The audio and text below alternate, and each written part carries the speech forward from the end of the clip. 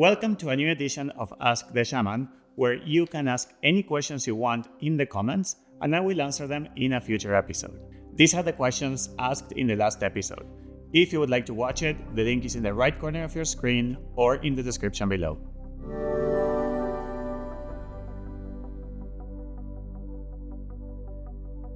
Alright, let's get into the questions for this week. The first question we have today is by Trainer52, and she asks, how can we incorporate psychedelics into mainstream society in a responsible manner to prevent the negative propaganda from the 60s? With so much research going into psilocybin and iboga, and with a psychedelic renaissance, how do we bridge people from the science and spiritual communities to work together in introducing these medicines to the broader public?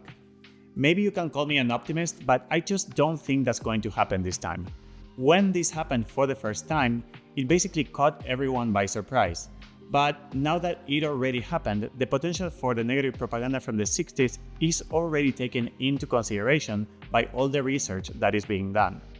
Your question is something that researchers are keeping in consideration, and it is a topic of discussion in almost every psychedelic conference. Talking about it usually is a great way of preventing the same thing happening, and research is already conducted a lot more carefully. On top of that, the main difference between the 60s and today is the internet.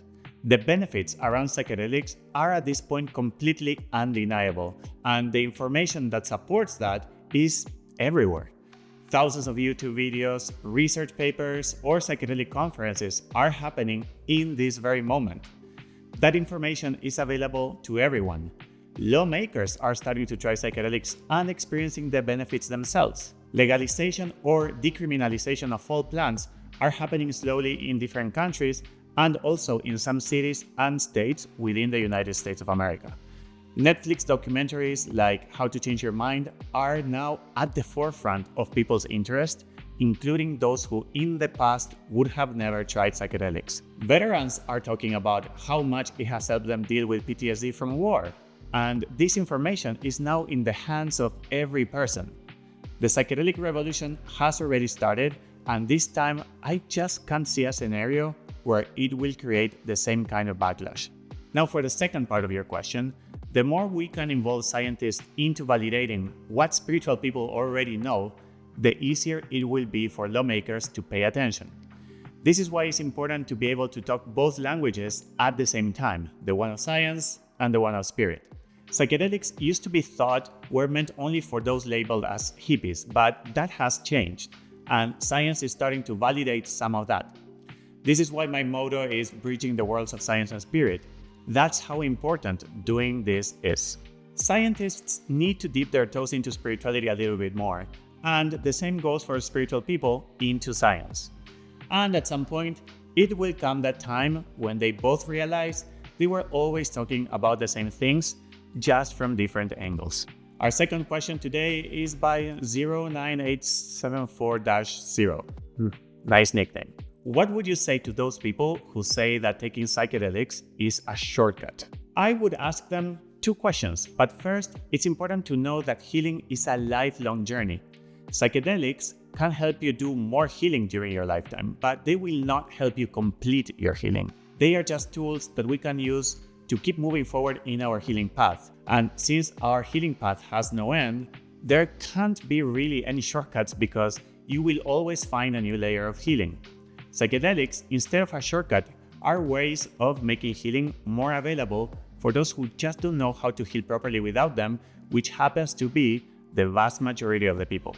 This question is the same thing as saying something like taking an airplane to another city is a shortcut, or taking your car to work is a shortcut.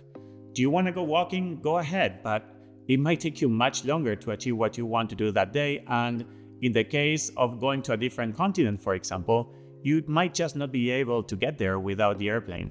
Psychedelics are the same thing. Some people might not even arrive at all to a healed enough state without them. But last, even if they would be a shortcut, wouldn't you want to get healed faster, or you much rather carry your traumas for much longer than needed? So, the two questions I would ask to anyone saying that are, first, what's wrong with taking a shortcut? And second, a shortcut to where exactly? Our next question is by LucyRon393. Are your intentions for wanting to do this work important? Yes and no. Some people think your intentions are essential, that without them your journey will be blank and nothing meaningful will happen.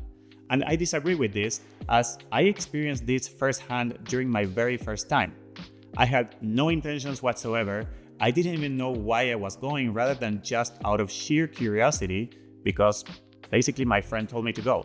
And alas, I had the most meaningful and transformative night of my entire life that one night. I see this happen over and over. You can go to a ceremony with no intentions and get so much out of it anyway.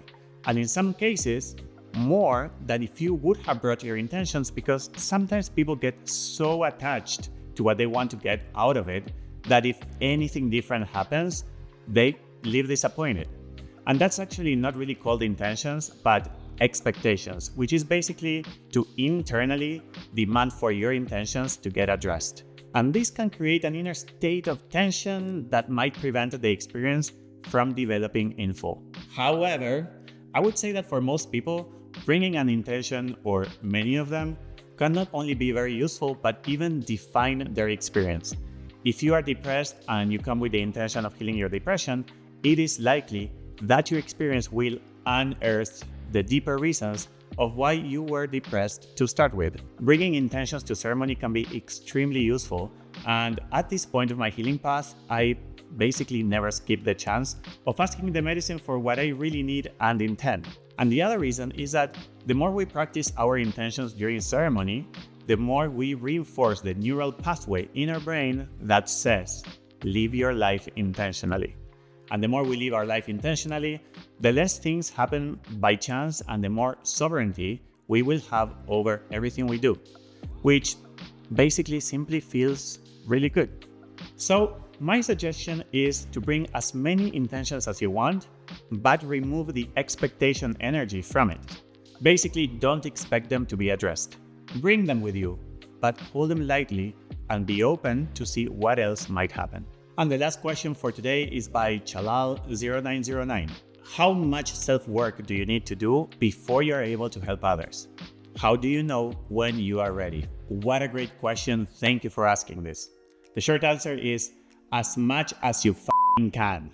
More than what you think. Helping others is a beautiful thing that comes out of so many people's hearts, but it also comes out of the same people's wounds.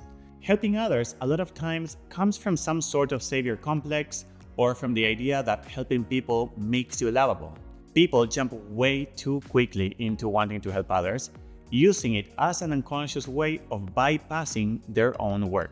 There are many steps to follow in order to understand that you are finally ready to help others, but right now I will name the 3 most relevant ones, and I might make a whole video around this topic in the future. But for now, first, have a responsible mentor that you truly trust is in integrity. Make sure that it isn't just you, but everyone around that mentor also feel that that mentor is in integrity. And ask that mentor to guide you toward the path of eventually assisting others, and also ask them to make sure that they keep you accountable and to not skip any steps. Second, make sure you don't rush the process. Think of skipping steps as setting yourself up for failure later, and that it will get you there much slower and with a lot more pain in the way. Third, make a list of all the shadowed reasons of why you want to assist people. A shadow reason is simply a reason that comes from a wound. For example, I want to be the person in power, or I want to be the one that is seen as the wise one, or I want to feel I have a purpose in life and that's why I help others, or I want to make money while doing something good for the world, or I want to get attention and validation, etc. Make that list as extensively as possible and then get straight into working on those wounds until they are mostly healed. And I say mostly because some wounds come back later on in life to show you a new layer that you weren't aware of. In summary, you do not need to be fully healed in order to help others. There would be no healers if that would be the case. Do as much work as you can. Go slow. Be patient. Have a mentor. And last, have close friends and peers that can keep you accountable and keep asking them what they feel about where you're at in your journey. The slower you go, the faster that you will get there. Trust me with that one. I know that it is not fun to hear that, but in the end, it is less fun to not hear it. I had to learn that the hard way. Think about it this way. If you're in a rush to help others, that by itself is a warning sign that a wound might be driving that desire. Someone that has no wounds around helping others also has no rush, and it emerges naturally. Well, that is the end of today's episode. I hope that you learned something new, and if you have any questions that you want answered, just add them in the comments below with the hashtag AskTheShaman, and I will try to answer them in a future episode. If you would like to watch the last edition of Ask the Shaman, just click right here. Last, thank you for watching. Don't forget to like the video if you did, and subscribe to the channel to see more of the stuff that I put out. And I will see you next week. Bye.